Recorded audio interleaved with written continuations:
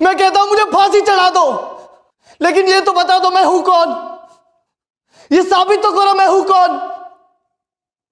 आखिर पता तो चले किसका बेटा हूं मैं। आपको पहले एक पहचान देनी होगी मुझे, उसके बाद ही आप एफआईआर रजिस्टर कर सकते हो। सुन रहा है कोई? आइला ऐसा साबित करो। साला खुद तो पागल है, हम लोगों को भी पागल खाने भेज कर रहेगा। साबित करो मैं कौन हूं। पहले सबूत ले आओ कि मैं हूं, उसके बाद ही मेरे साथ कुछ कर सकते हो आप। सबूत नहीं तो मैं भी नहीं, मैं हूं ही नहीं। मगर ये कौन है, बहुत चिल्ला रहा है? सर एक आरोपी है। सर आरोपी का नाम सुनील खरे है। एफआईआर में भी सुनील नाम ही दर्ज है। हाथ लगने में थोड़ा टाइम लगा, लेकिन जब से पकड़ा है तब से सिर्फ एक ही सवाल पूछ रहा है। क्या? यही कि एफआईआर में उसका नाम क्या लिखा है। सर जुर्म तो मैं कबूल कर लूंगा, लेकिन पहले यह बता दो मेरा एफआईआर में नाम क्या है। सर आरोपी का सरनेम खरे था, इतना हमको मालूम था। ये नाम को लेकर क्या प्रॉब्लम है, और अपनी पहचान को लेकर ये इतना शोर क्यों मचा रहा है सुनील खरे? दिमाग तो ठीक है ना इसका? सर ये थोड़ा हटके है। जब दो फटके पड़ेंगे ना तो सब हटके सीधे हो जाते हैं। पगार इसका फाइल मंगाओ। Yes sir.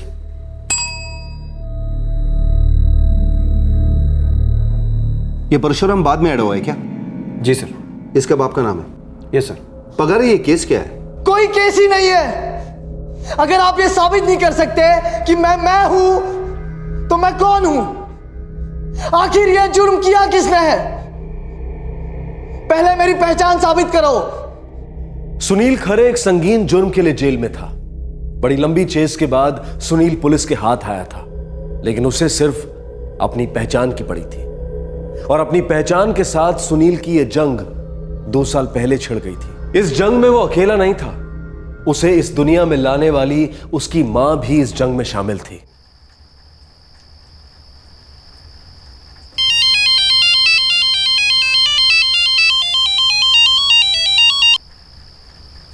हाँ बोल गई। तेरे बाबा नहीं रहे। क्या? सब खत्म हो गया। उनके गांव से पता चला कि आज सुबह उनको अटैक आया। पापा मतलब उनकी बॉडी का है? उनके घर पे। भाई मैं आ रहा हूँ। मैं और मेघना तेरा इंतजार कर रहे हैं बेटा, तो बस जल्दी आ जा।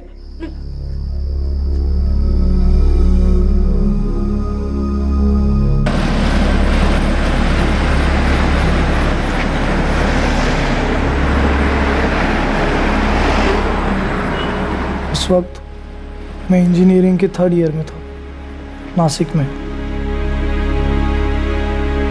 हमारा घर अंबाखेड़ में था, जहाँ मेरी आई और मेरी छोटी बहन मेघना रहते थे। जैसे ही मैं अंबाखेड़ पहुंचा, आई, मेघना और मैं मेरे बाबा के गांव आरस गांव के लिए रवाना हुए।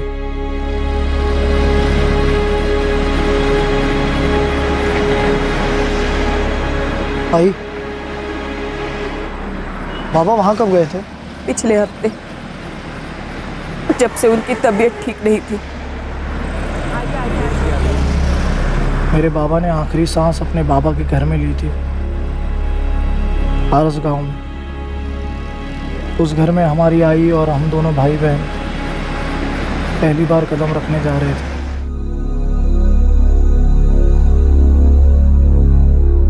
मेघना और मेरे मन में सालों से एक सवाल खुरेदता रहा था, जो पूछने की कभी हिम्मत ही नहीं हुई थी।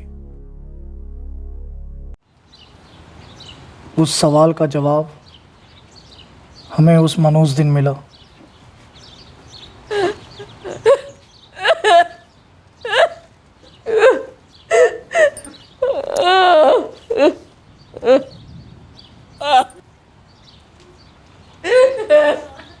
थांबा तिकडेच, अंदर मत आना। इस घर के दरवाजे पहले भी तुम लोगों के लिए बंद थे, आज भी है और आगे भी रहेंगे। कोई रिश्ता नहीं है तुम्हारा हमारे साथ। निकल जाओ यहाँ से। गिरीश बेटा, परशुराम जी मेरे पति थे, इन बच्चों के बाप। तुम लोगों का इस घर पर और इस घर के लोगों पर कोई हक नहीं है। मेरे बाबा पर मेरा हक है या नहीं, ये दुनिया में कोई नहीं बता सकता, समझे आप? बाबा? तुम्हारे बाबा कौन है हमें नहीं मालूम, और हमें पता भी नहीं करना। परशुराम के कोई बच्चे नहीं थे। नाटक बंद करो, जाओ यहाँ से। जीते जी तो हमें ठीक से जीने नहीं दिया, अब मौत के बाद तो कम से कम हमारा ये हक मत छीनो।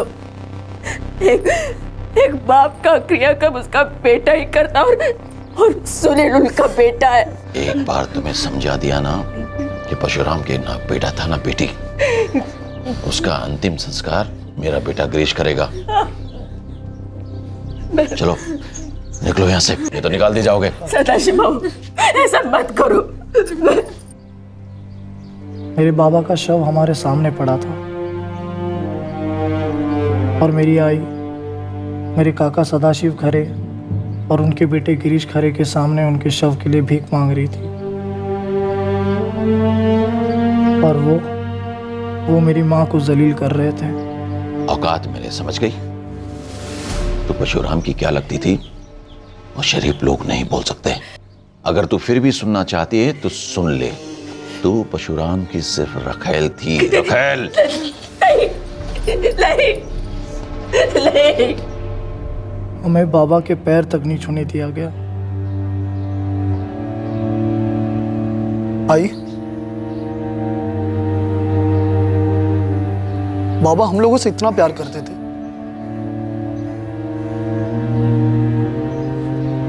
लेकिन उन्होंने कभी अपने घर वालों से नहीं मिलवाया, कभी कोई बातचीत तक नहीं। ऐसा क्यों था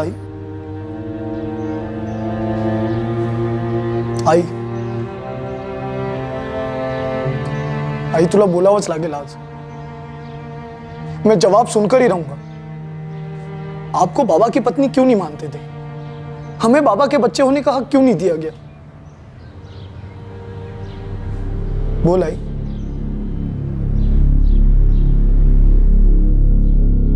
विद्या, उसकी बेटी मेघना और बेटा सुनील जिस हालात से गुजर रहे थे, दरअसल उसकी शुरुआत 20 साल पहले हुई थी, सन 1993 में। किसी ने सोचा भी नहीं था कि एक छोटी सी चिंगारी एक दिन ऐसे भड़केगी कि एक बेटे को अपने बाप को अग्नि देने से रोका जाएगा। उन दिनों तुम्हारे बाबा एक अमीर किसान हुआ करते थे। हमारे गांव में अनाज बेचने आते थे। उनके साथ उनका भाई सदाशिव भी आता था।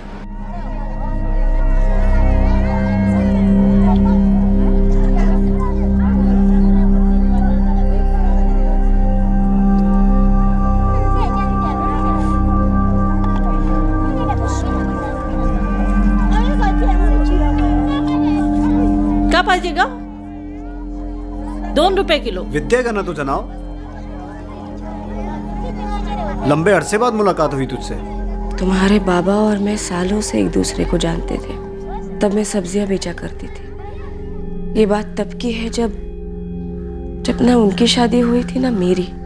मतलब बाबा के पहले भी आपकी शादी हुई थी?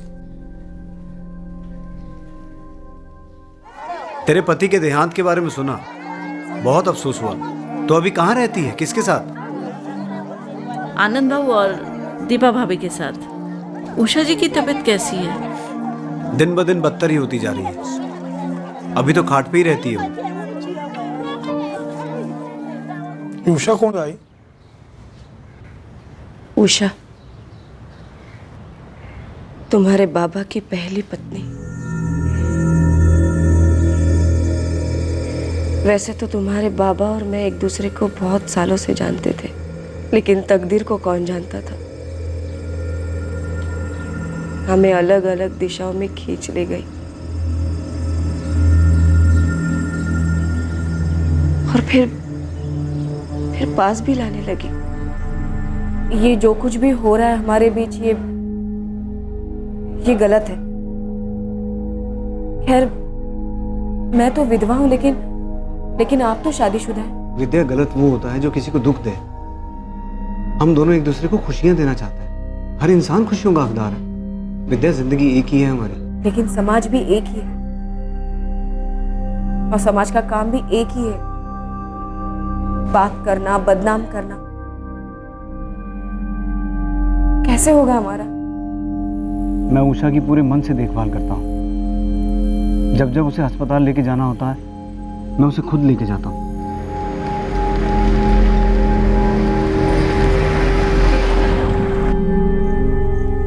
उसके इलाज में कोई कसर नहीं छोड़ता।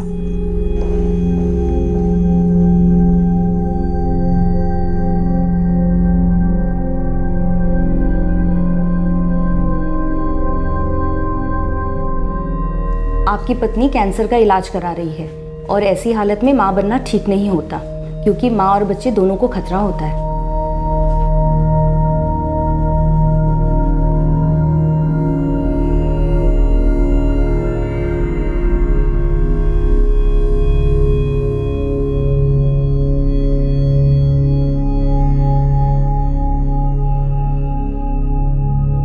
जिंदगी रेत की तरह हाथ से फिसलती जा रही है। कभी जिंदगी रेगिस्तान रूखी सूखी, कभी जिंदगी बागान फूलों से भरी। तकदीर किसी की नहीं है, कब पलटी मार दे हम उसके लिखे को बदल तो नहीं सकते ना। हम चाहें तो रेगिस्तान को बागान बना सकते हैं, लेकिन ये तभी होगा जब हम खुशियों को अपना हक माने, उन्हें अपनी पहचान समझे। लेकिन कैसे? विद्या, शादी करते हैं। शादी? आपकी बीवी है आपके घर में, आप एक शादीशुदा आदमी हैं। मैं उषा की देखभाल करता रहूंगा और तुम्हारा भी पूरा ख्याल रखूंगा। ख्याल रखना रिश्ता नहीं होता ना, और शादी का रिश्ता तो परिवारों के बीच होता है, जो ना आपके घर वालों को मंजूर होगा ना मेरे। शादी दो लोगों के बीच होती है, जो आपकी उषा के साथ हो चुकी है। मैं उषा से बात करूं तो, उसकी रजामंदी ले लूं तो। फिर आपकी शादी हुई?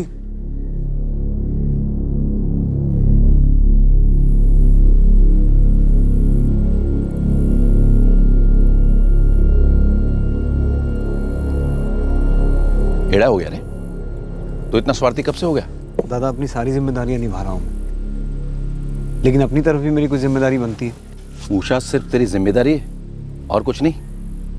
अगर उषा की जगह तूने खटिया पकड़ी होती और वो ऐसा करती तो तुझे कैसा लगता? बोल। हमारे समाज में आदमी की एक ही शादी होती है, और ये विद्या कौन है? छोटी जाति की, ऊपर से विधवा। ना, ये नहीं चलेगा, समझ ले। उषा के रहते हुए तेरी दूसरी शादी नहीं होगी। बीवी एक ही होती है और उषा है तुम्हारी धर्मपत्नी। बाबा, अगर उषा राजी हो जाए और उसे मेरी दूसरी शादी से कोई एतराज ना हो तो? वो बेचारी तो पहले ही तुम्हारे एहसानों के बोझ तले दबी हुई है। मुंह से कुछ बोलेगी नहीं, लेकिन मन ही मन बहुत रोएगी। और जहाँ तक रजामंदी का सवाल है, सिर्फ उसकी रजा से नहीं होगा, मेरी भी तो मर्जी होनी चाहिए। तुम मेरे कुल का नाम एक ऐसी छोटी जात की विधवा को देने जा रहे हो जो तुम्हारी रखेल बनने के लायक भी नहीं है। इस गांव में मेरी एक इज्जत है और मैं अपने जीते जी उस औरत को यहाँ आने नहीं दूंगा। बाबा, सदाशिव दादा, आप लोग बड़े हैं इसलिए मैंने आपको पहले बताना मुनासिब समझा, लेकिन मैं आप लोगों से इजाज़त नहीं ले रहा हूँ। ये मेरा और उषा का निजी मामला है। अगर उषा हाँ कहती है तो विद्या इस घर में मेरी दूसरी पत्नी बनकर आएगी।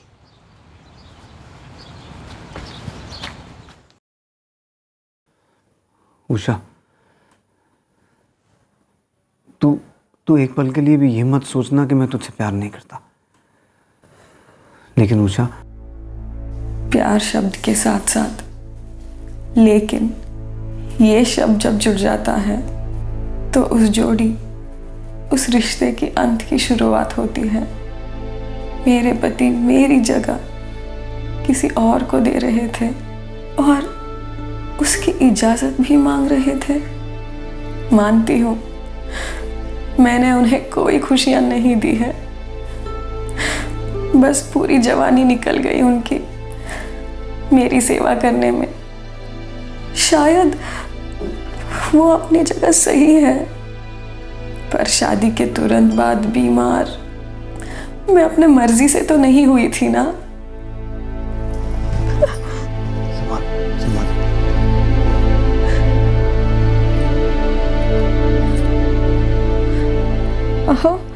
आप मुझसे ये पूछने आए हो कि क्या मैं आपको किसी और के साथ बांट सकती हूँ? नहीं गा, बांटने का सवाल ही पैदा नहीं होता। मेरा तुम दोनों से प्यार है और बराबर का है। पर आप तो एक ही हो ना हो, आप ही तो मेरा सब कुछ हो। और कौन है मेरा आपके सिवा? कैंसर के दर्द को तो मैं वैसे ही सह रही हूँ, आपको बांटने का दर्द मैं नहीं सह पाऊंगी, नहीं सह पाऊंगी।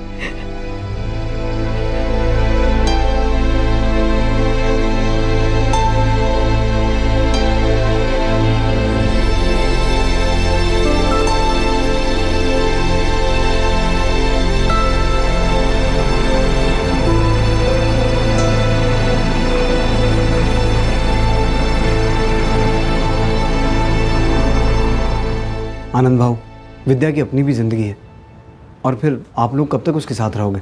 विद्या मेरी बहन है, लेकिन वो आपके लिए क्या है? जब तक आप अपनी पहली पत्नी को तलाक नहीं देते, दुनिया के लिए तो मेरी बहन एक गाली होगी, गाली। और फिर आप खुद भी तो कह चुके हैं कि आपके बाबा और भाई इस शादी को कभी मंजूर नहीं करेंगे। फिर मैं किस मुंह से हाँ कहूँ? समाज की बनाई हुई संस्था शादी दो दिलों के मिलन का दस्तावेज हो ना हो, लेकिन एक कानूनी कॉन्ट्रैक्ट जरूर है। 1955 के हिंदू मैरिज एक्ट के तहत बायगमी यानी कि द्वि विवाह न सिर्फ गैर कानूनी है, बल्कि इसे एक दंडनीय अपराध भी माना जाता है, जिसमें 7 साल की सजा भी हो सकती है। इस कानून के तहत पहली पत्नी या किसी सामाजिक गुट की अनुमति या विरोध कोई मायने नहीं रखता। परशुराम खरे कुछ ऐसा करने जा रहा था जो जायज नहीं मालूम पड़ रहा था, लेकिन उसके सामने जो रास्ता था वो परशुराम को जायज नहीं लग रहा था। इनका प्यार एक तरफा नहीं है।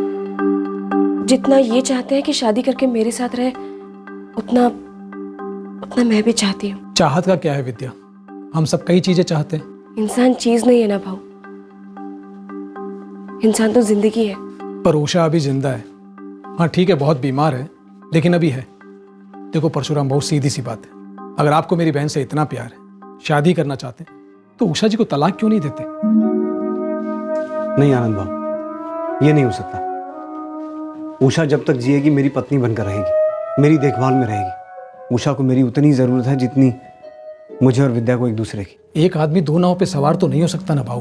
आनंद भाऊ, मैं विद्या से शादी करके दोनों नाव को एक नाव बनाना चाहता हूँ, एक ऐसी मजबूत नाव जो हर भंवर का सामना करेगी। सुशील, महेश, तुम दोनों गवाह बनोगे मेरी और विद्या की शादी के। यार परशुराम, ये भी कोई पूछने की बात है हा? अरे दोस्त हैं हम तुम्हारे। लेकिन तुम शादी करोगे कहाँ और कैसे? जैसे सब करते हैं, मंदिर में विधियों के साथ। तुम्हारे बाबा और मेरी पूरी विधियों के साथ शादी हुई थी। तुम्हारे आनंद मामा भी मौजूद थे शादी में। गायत्री माँ के मंदिर में शादी हुई थी हमारी। दिनकर उपाध्याय पंडित जी थे, और इस शादी के गवाह थे तुम्हारे आनंद मामा, दीपा मामी, और हाँ, तुम्हारे बाबा के दोस्त सुशील निकम और महेश कदम।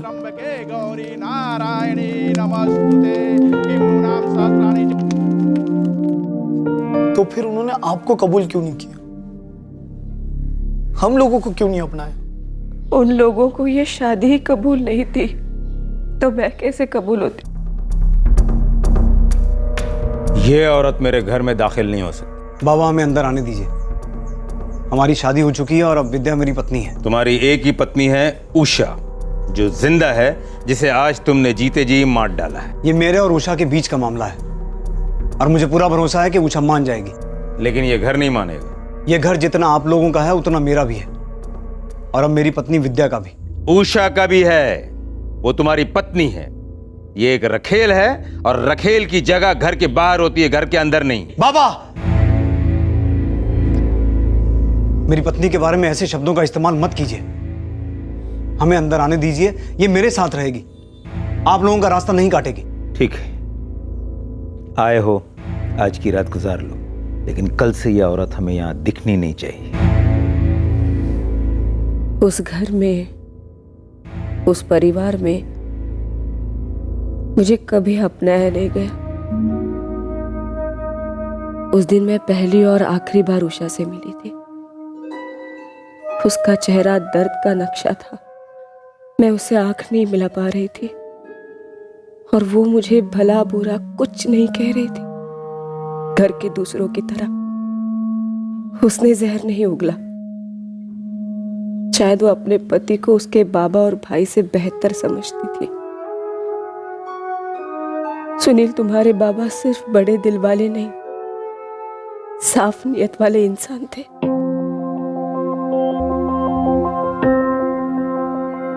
तुम्हारे बाबा ने यहाँ अंबाखेड़ में एक घर ले लिया मेरे लिए, ताकि मेरे और उनके गांव से दूर हम दोनों एक नई जिंदगी शुरू कर सके। उनका वक्त उषा और मेरे बीच बराबर बंटता था, और बटा सिर्फ वक्त था, प्यार कभी नहीं। जब तुम पैदा हुए ना सुनील, तब मैंने उतनी खुशी उनके चेहरे पर कभी नहीं देखी। और फिर मेघना को हाथ में लेकर खुद बच्चे हो गए थे। डबा व्यवस्थित खायचा आणि मस्ती नाही करायची। चला चला, पळा पळा पळा। टाटा। विद्या, मैं 5वीं तक ही पढ़ा, लेकिन पढ़ाई का महत्व अब समझ में आता है। तू देखना, हमारे बच्चे खूब पढ़ेंगे। मैं इनकी पढ़ाई का हर इंतजाम करूंगा। पढ़ाई अच्छे से होगी, ऑफिसर बनेंगे, साहब बनेंगे, इज्जत होगी, अपनी अलग पहचान होगी।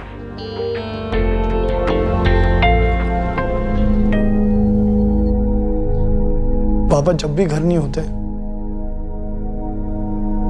आप हमें कहती कि वो काम से बाहर गए हैं। कभी पूरा पूरा हफ्ता, कभी महीने। तब वो वहां उषा के साथ होते। नहीं,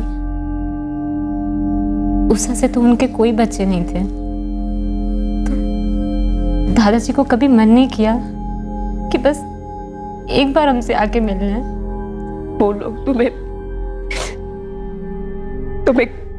गंदा खुद समझते थे।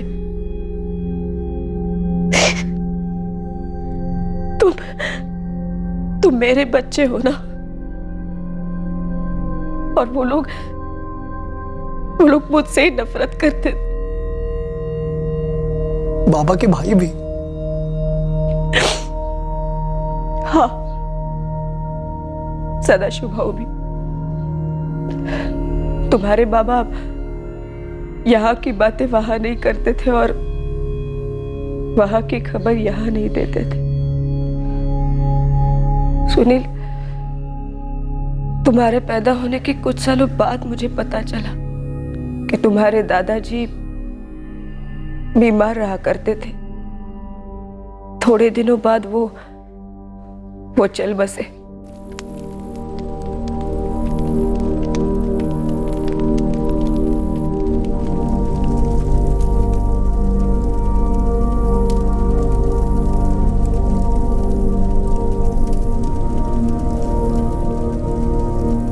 ये हमारा ऐसा परिवार है जो हमें अपना नाम नहीं देना चाहता, अपनी पहचान नहीं देना चाहता। फिर भी है तो तुम्हारे बाबा के रिश्तेदार। लेकिन आई, उषा का क्या हुआ? वो कहाँ है अभी? ये हमारा ऐसा परिवार है जो हमें अपना नाम नहीं देना चाहता, अपनी पहचान नहीं देना चाहता। फिर भी है तो तुम्हारे बाबा के रिश्तेदार। लेकिन आई, उषा का क्या हुआ? वो कहाँ है अभी?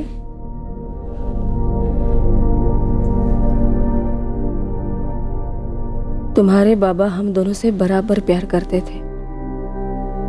उषा लगभग पूरी जिंदगी बीमार रही, बिस्तर पर पड़ी रही, लेकिन तुम्हारे बाबा ने उसकी बहुत सेवा की। जीवन साथी थे वो दोनों। काय झालंय तुम्हाला? अब पहले तो इतनी नहीं पीते थे। क्या उषा के जाने का गम आपसे सहा नहीं जा रहा है? आपको कभी लगता है पछतावा है कि मेरे आने से आपने उषा के साथ कोई बेवफाई की? नहीं कहा, कभी नहीं, ऐसा सोच भी मत। उषा तू मेरे बच्चों जैसी थी रे। मैं जी जान से उसकी देखभाल करता था। मैं उसको ठीक होते हुए देखना चाहता था विद्या, और नहीं, और रोज थोड़ा थोड़ा मर रही थी। पर फिर भी मुझको लगता था कि कोई चमत्कार होगा और वो ठीक हो जाएगी, पर वो चली गई विद्या, चली गई। तुम्हारे बाबा ने तुम दोनों को ये कभी पता लगने नहीं दिया कि वो उषा के जाने के बाद अंदर से कितने दुखी थे। और इतने साल हमें ये भी नहीं पता चलने दिया कि हमारे अलावा भी बाबा की जिंदगी थी। नहीं रे बड़ा,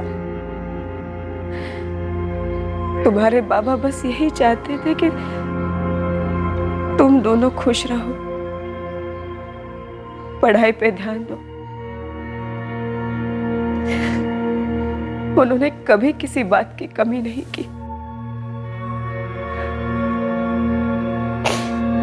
हमें सब कुछ दिया। हाँ, बस पूरा वक्त नहीं दे पाते थे। लेकिन हाँ, परवरिश में कोई कमी नहीं होती। सुनील, तुम्हारे बाबा सबके साथ इंसाफ करते। सबके साथ इंसाफ करते तो फिर उनका बेटा मैं, उनकी बेटी मेघना और उनकी पत्नी तुम आई, हम तीनों के साथ इतनी नाइंसाफी क्यों की गई? उनकी अंतिम यात्रा में हमें भाग भी नहीं लेने दिया गया।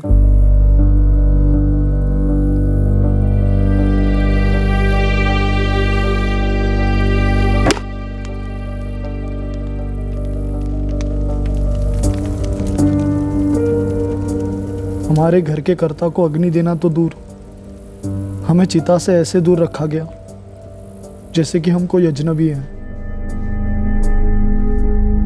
अगर हमारे बाबा इतने अच्छे आदमी थे, हम सबका भला चाहते थे, तो उनके भाई की हिम्मत कैसे हुई आपको गाली देने की और हमको नाजायज और कहने की? सुनील,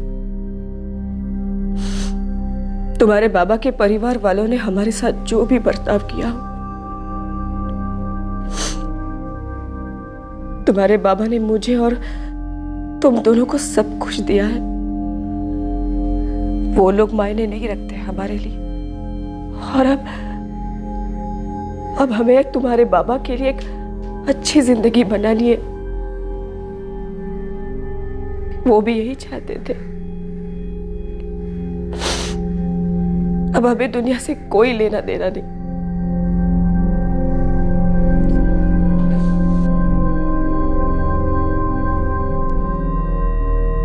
और फिर से चिल्लाने का प्रोग्राम कब से कर रहा है?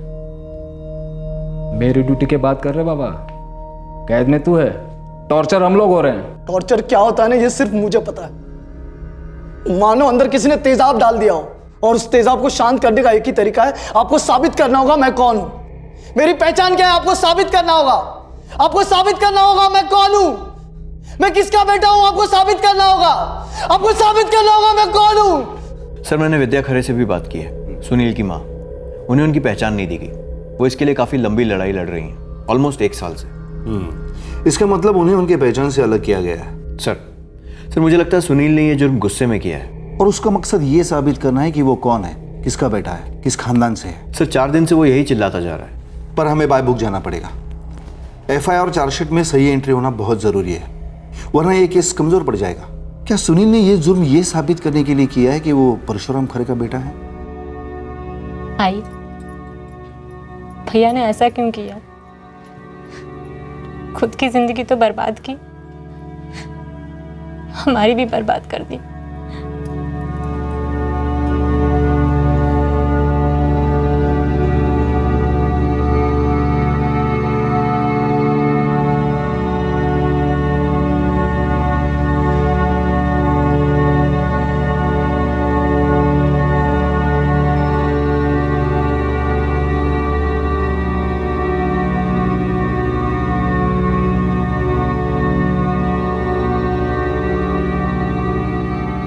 वो कौन से तेजाब की आग थी जिसके लपेटे में आकर एक होनहार इंजीनियरिंग स्टूडेंट ने अपने सामने बिछे ब्राइट करियर को ठुकराकर जुर्म के जहरीले दामन को थामा? क्या अपनी पहचान, अपने नाम को लेकर सुनील खरे भी वैसे ही तड़पा जैसे उसकी मां विद्या खरे तड़पी थी? मां और 2 बच्चे 1 साल से भी ज्यादा समय तक लड़ते रहे ये साबित करने के लिए कि वो आखिर थे कौन। विद्या साबित करना चाहती थी कि उसका पति कौन है और मेघना और सुनील साबित करना चाहते थे कि उनका पिता कौन है। ये पहचान की लड़ाई जुर्म में कब तब्दील हुई, वो भी मर्डर जैसे संगीन जुर्म में? और सुनील ने अपनी निराशा, अपने फ्रस्ट्रेशन को व्यक्त करने के लिए आखिरकार किसकी जान ली थी?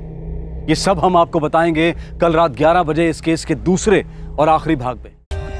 For more updates, subscribe to our channel, click the show links and enjoy watching the videos.